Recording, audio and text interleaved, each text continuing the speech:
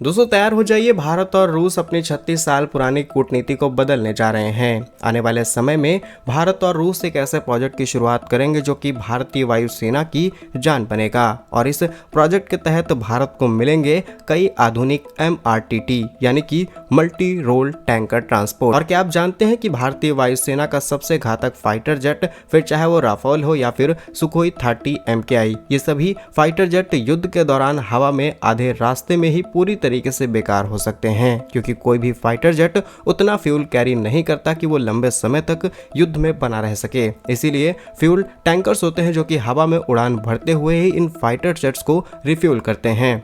और चौंकाने वाला सच ये है कि इंडियन एयरफोर्स के पास अभी सिर्फ 6 आसमानी पेट्रोल पंप यानी कि मिड एयर रिफ्यूलर टैंकर हैं और वो भी अब 36 साल पुराने हो चुके हैं। हाल ही में रिपोर्ट्स के अनुसार भारत अब इस गंभीर कमी को दूर करने के लिए अपने MRTT यानी कि multi role tanker transport project को दोगुनी रफ्तार से शुरू करने जा रहा है। आखिर हमारे पुराने IL-78 टैंकर्स का साथ क्यों छोड़ रहे हैं और कौन सा विदेशी विमान भारत की इस कमजोरी को दूर करेगा, एयरबस, बोइंग या फिर रूस की कोई कंपनी? जानते हैं आज के इस वीडियो में, इस एपिसोड में सारी डिटेल्स। यदि आपको हमारा काम पसंद आए तो वीडियो को लाइक और चैनल को सब्सक्राइब जरूर कीजिएगा, क्योंकि आपका ये छोटा सा काम आप तक जरूरी और सही खबरें लाने में हमारी बड़ी मदद करता है। सबसे पहले समस्या को समझते हैं। भारत ने साल 2003 और 4 में रूस से 6 IL-70 MKI विमान खरीदे थे, लेकिन आज यानी कि इनका मेंटेनेंस बहुत महंगा हो चुका है और मेंटेनेंस मुश्किल हो चुका है, क्योंकि मोस्ट ऑफ द कंट्रीज इन्हें रिटायर कर चुके हैं। अक्सर 6 में से 2 से 3 टैंकर ही उड़ान भरने के लिए तैयार होते हैं, जहां इनके अंदर अभी पुराने प्रोब एंड डॉग सिस्टम का इस्तेमाल किया जाता है, जिसकी रफ्तार नए विमानों के मुकाबले बहुत कम है। भारत की सीमाएं चीन, पाक जैसे देशों के साथ हजारों किलोमीटर का लंबा बॉर्डर शेयर करती हैं। अगर हमारे जेट्स कुछ दूरी तक हमला करना चाहते हैं तो शायद कम से कम हमें 18 टैंकरों की जरूरत पड़ सकती है, और 18 टैंकर वो जो अभी हम इस्तेमाल कर रहे हैं। लेकिन अगर हम कुछ नए टैंकर्स, कुछ नए अल्टरनेटिव्स ले आते हैं तो हम कुछ ही टैंक्स के अंदर ये पूरा ऑपरेशन इजीली कंप्लीट कर पाएंगे। इसलिए भारत अब अपनी मल्टी रोल टैंकर ट्रांसपोर्ट की ओर बढ़ रहा है।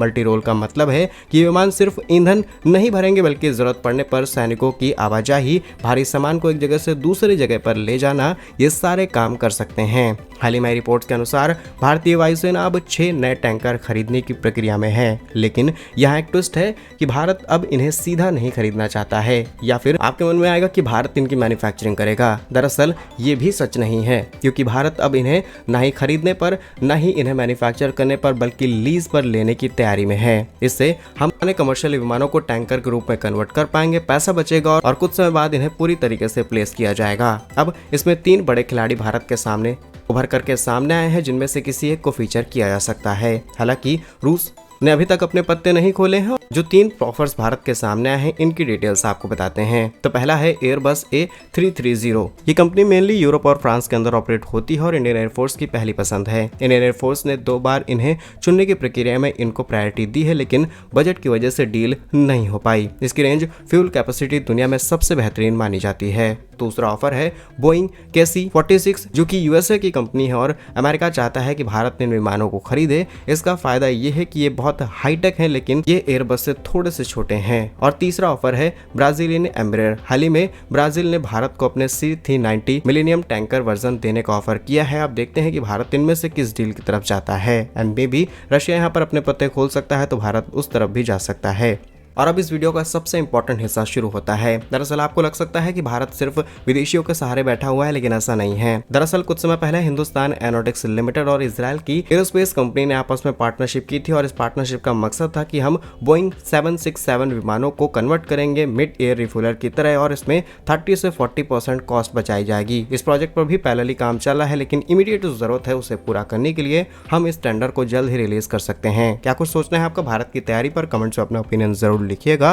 भारत के ऐसे ही वीडियोस पाने के लिए वीडियो को लाइक, चैनल को सब्सक्राइब जरूर कीजिए। वंदे मातरम, भारत माता की जय।